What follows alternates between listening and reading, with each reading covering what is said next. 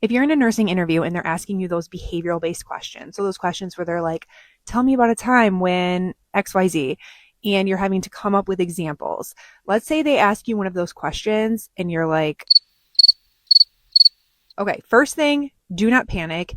You can take a moment to think. And I know in an interview setting, those silences can feel like an eternity, but really it's not as bad from like the interviewer's end of things. So you can just sit there for a second and think, or you can acknowledge, hey, that's a great question. I'm having trouble thinking of something off the top of my head, but let me look at my notes. Let me think for a minute. And yes, you can bring notes. Actually, I highly recommend you bring notes to your nursing interview. So you've taken a moment to think. Maybe you've reviewed your notes and you're still coming up with nothing. Think about what they just asked you and you're going to answer it. You're not going to say, I can't think of anything. Next question. You're going to answer it, but you're going to answer it in generalities and you're going to answer it in what you would do in that situation today.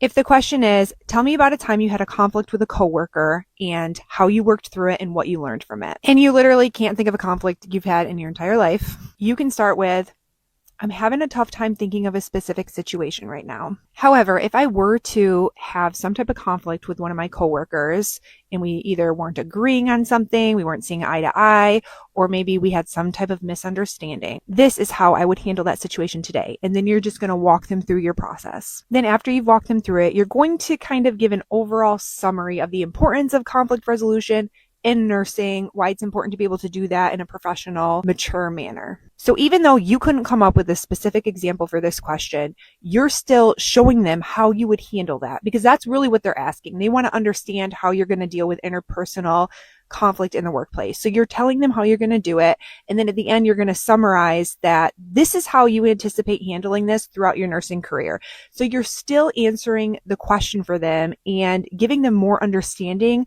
of what they can expect from you as a nurse. It's always best to come prepared with specific examples, which is why I harp on the importance of interview preparation, but you never know what questions you're going to get asked. And I want you guys to have some sort of strategy for if this does happen to you in an interview.